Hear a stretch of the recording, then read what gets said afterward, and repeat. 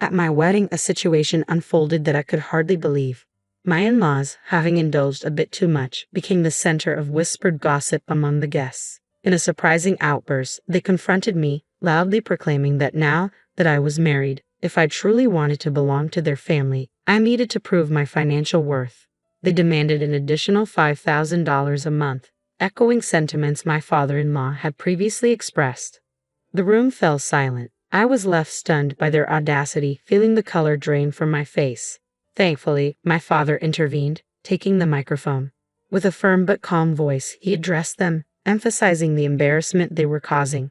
His decisive words brought some relief to an otherwise tense moment. My name is Betty Ratchell, and I'm a 33-year-old woman engaged to Stephen, a 35-year-old man I met through a friend concerned about my prolonged single status. After losing my mother at a young age, my father took on the role of both parents, working tirelessly to provide for me. This loss deeply affected me, making me guard my emotions closely, and as a result, I rarely dated seriously. Despite my initial reservations about Stephen, his persistent care and respect gradually won me over. He was always a gentleman, and over time, his unwavering support allowed me to open my heart. Dating him brought happiness back into my life, making him incredibly special to me. As my relationship with Stephen deepened, I found myself imagining a future with him, and when he proposed, it felt like the natural next step for us. Stephen had always been incredibly understanding and kind. He would constantly reassure me, saying, "Don't worry, if you ever feel unsure about something, I'll be here for you until you feel better. I love you, Betty. You can always count on me." His words warmed my heart, and I knew I wanted to offer him the same depth of care and commitment. When I shared the news of our engagement with my father, his reaction was one of overwhelming joy. He even shed tears, exclaiming, "Wow, Betty, you're finally getting married. I'm so happy for you." I playfully called him dramatic, but it led to a touching conversation where he revealed his quiet fears that I might never settle down. That moment showed me just how deeply he cared. Thanking my dad felt especially meaningful, knowing how he had raised me on his own. I anticipated that the wedding would be an emotional day for both of us, probably with more tears from him, given how emotional he was now. With our engagement set, Stephen and I began the hectic journey of wedding planning. Balancing our demanding jobs with wedding preparations meant our weekends were packed, leaving little time to rest. But we managed to keep our spirits high, excited for the special day ahead. One of the most anticipated moments was finally meeting Stephen's parents. Although Stephen had already met my father shortly after the proposal, scheduling conflicts had delayed my introduction to his parents. Finally, a visit was arranged, and as we approached their house, I was filled with both excitement and nervousness, eager to see how this meeting would go. I felt a surge of nervousness, but Stephen was quick to comfort me. "Don't worry, my parents are very kind," he assured, helping ease my anxiety as we stepped into what would be a significant new chapter in our lives. When I rang the doorbell at Stephen's family home, his mother greeted us. "Mom, I'm home," Stephen announced cheerfully. She responded with a warm smile, "Welcome home, Stephen. It's so good of you to come." As she engaged in light conversation with her son, I introduced myself politely.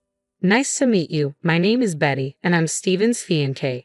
Her demeanor shifted subtly as she turned to me, her voice dropping from the cheerful tone she used with Stephen, her smile fading. "So, you're Betty," she said, giving me a long, scrutinizing look that felt more like judgment than a greeting. She led us into the living room, and her cool attitude persisted. "Betty, I'm curious. What do you bring to the table? Stephen is our treasure, our only child. If you're going to marry him, you need to be a suitable wife. Are you worthy of him?" she asked sharply, her tone more like an interrogation than a question. I was taken aback by her sudden harshness and struggled to find words.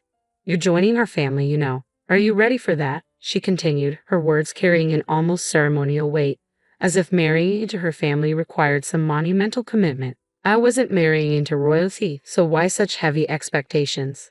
As I pondered how to respond, her patience wore thin. "When I ask you a question, you answer right away. You're so rude," she snapped, her voice rising. Despite feeling overwhelmed, I managed to respond. "I hope that Stephen and I will support each other throughout our marriage." This answer didn't satisfy her, she retorted. "What a naive thing to say. You're not just going to support each other. It's your job as his wife to support him. You don't even understand the basics," she criticized harshly. At this point, Stephen's father, who had been quietly observing, stepped in. "Honey, Calm down, he interjected gently, turning to me with an apologetic smile. Sorry about that, Betty. You must have been startled by my wife's words. His calm demeanor attempted to diffuse the tension. As I tried to remain composed, I reminded myself that Stephen's mother was fiercely protective of her only son. Perhaps her sharpness came from nerves. Just then, Stephen's brother entered the room, his quiet, gentle presence momentarily soothing the atmosphere. But that peace quickly evaporated when he, with a disarming smile, voiced his support for their mother's harsh words. What my mother says is justified, he said. What concerns me most is that you come from a single-parent family. Confused, I asked, what do you mean by that? Being raised by just one parent doesn't have a good public image. We can't be too happy about someone like that becoming the wife of our only son, can we? He explained calmly. Hold on a minute, I began, as shock and anger flared inside me. I couldn't let his comment pass unchallenged. What's wrong with being raised by a single parent? My father worked incredibly hard to raise me on his own, and I'm proud of him and my upbringing. Being raised by one parent doesn't make me any less capable or valuable, I said, my voice firm. But they continued to argue. Since you were missing one parent, you couldn't have learned how to be a good wife, how to do housework and such, they claimed. I responded, refusing to let their assumptions diminish me. I did plenty of housework to help my father, and I can cook pretty well too. So please don't say that. Despite my rebuttal, Stephen's mother dismissed my words entirely. I will allow you to marry Stephen, she said, but in exchange, you must promise to devote everything to us because we are Stephen's parents. Can you promise that? I was taken aback. What? I stammered, unsure how to respond to such a demand. Since you came here to ask for our permission to marry our son, you do understand your duties, don't you? She continued, leaving no room for negotiation. Before I could gather my thoughts to articulate a response, the conversation continued, and it became clear that my in-laws were intent on dominating the discussion. I barely had space to express my views. That night, as I reflected on what had happened, I felt overwhelmed by the encounter and deeply unsettled by the dynamics I was about to enter. The evening had been a wake-up call, and I realized I needed to talk to Stephen about how his parents treated me. Stephen, do your parents always talk to people like that? I asked gently, hoping for some understanding or support. He seemed unaffected by my question. What about it? He replied, clearly not seeing the issue. I tried again, carefully explaining my concerns. Well, the way your parents spoke to me, and what they said, doesn't that seem unfair? Stephen shrugged it off. Oh really? They were just making sure you're ready for the marriage. I understood that his parents were concerned for their son's future, but their approach had felt excessive. It was troubling that Stephen didn't seem to see it the same way. I get that your parents are worried, but it felt like too much, I pointed out carefully. Really? Why is that? Stephen asked, his tone neutral. They didn't say anything wrong. Besides, they gave us their blessing to get married, so don't worry about it.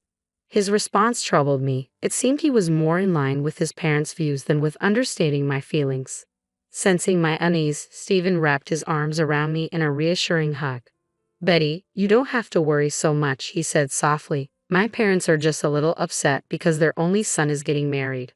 Though his words were meant to comfort, they only confirmed that he didn't fully grasp my concerns. It's all going to be fine. Don't overthink it. I'm sure they just want what's best for us. They want us to be as good of a couple as they are.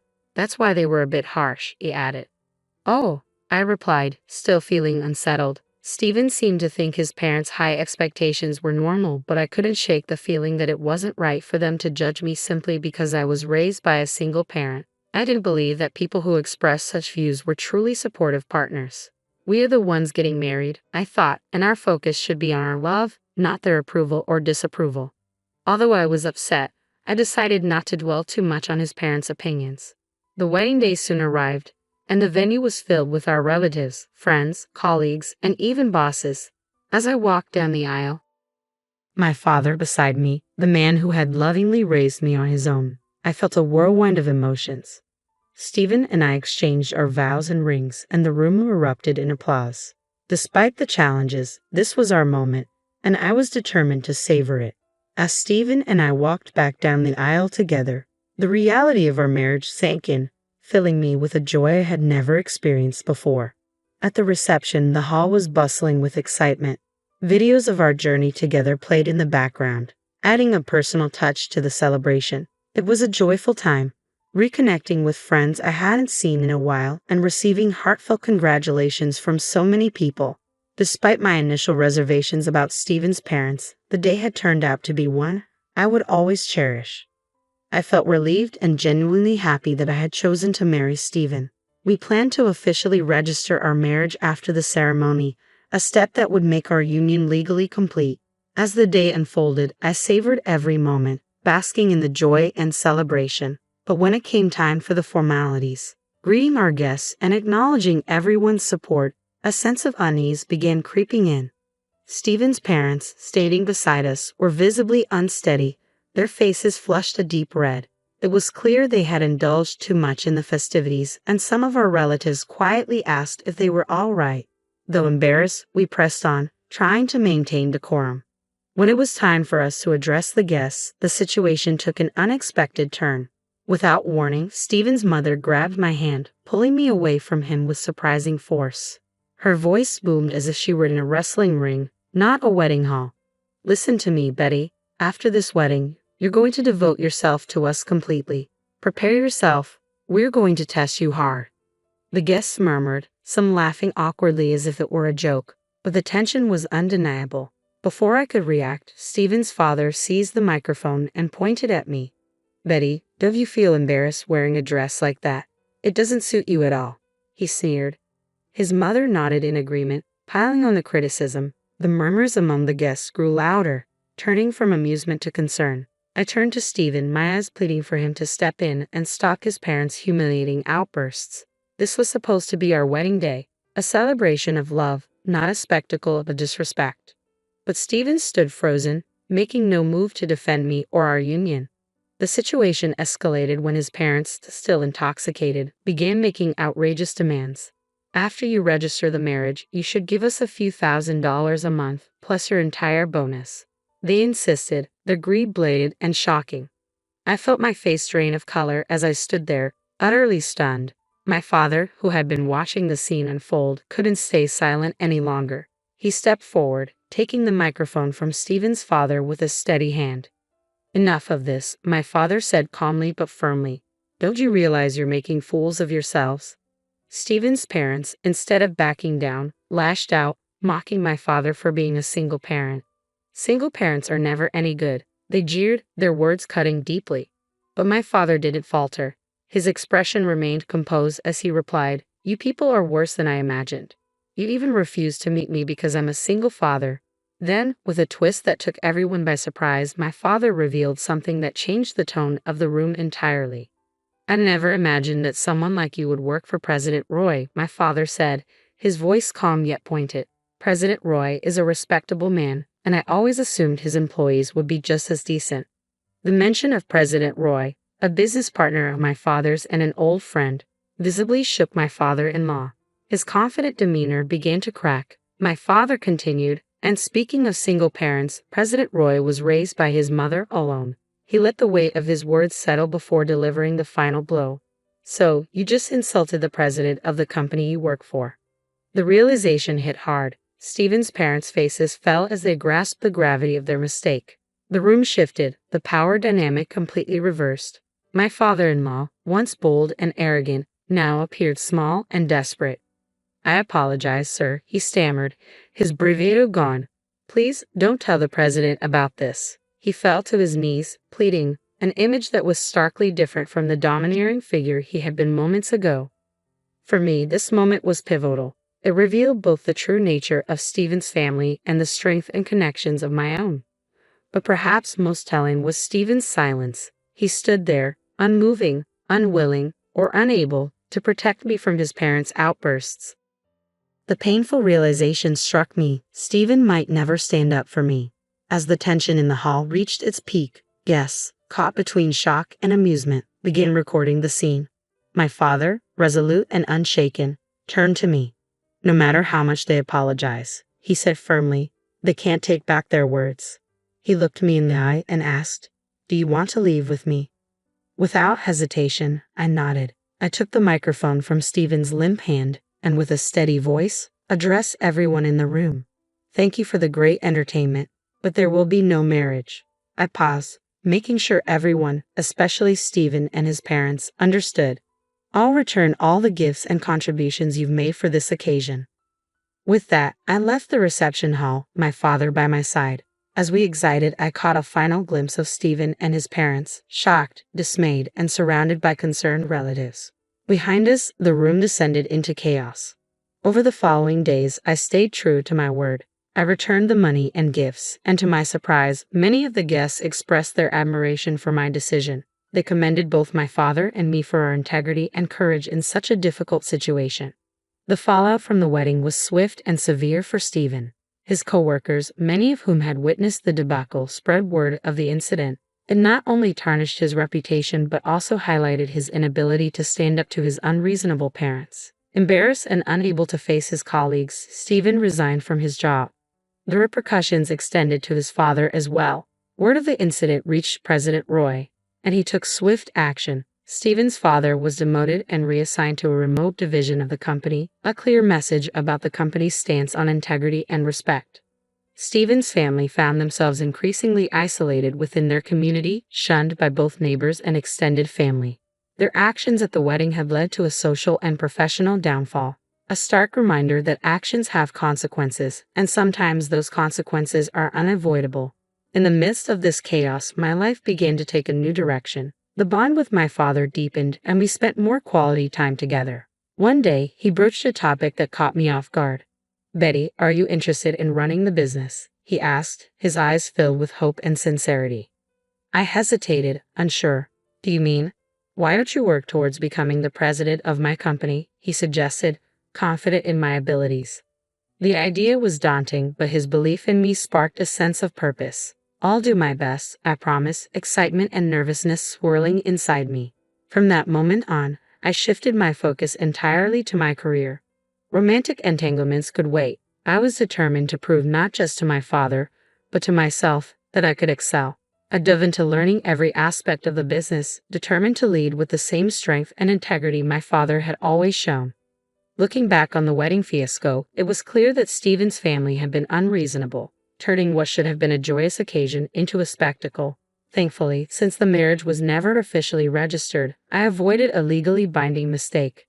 Now free from the burdens of marital drama and in-law complications, I could fully commit to my career. It was liberating to realize that out of chaos had come clarity, a new direction for my future. I'm eager to see where this path leads, and I wish myself all the best as I embrace this new chapter. If you've stayed with me until the end, thank you for being part of this journey. I hope you found something valuable in this story. Stay tuned for more updates, and if you enjoyed this, please consider subscribing for the next chapter of my life.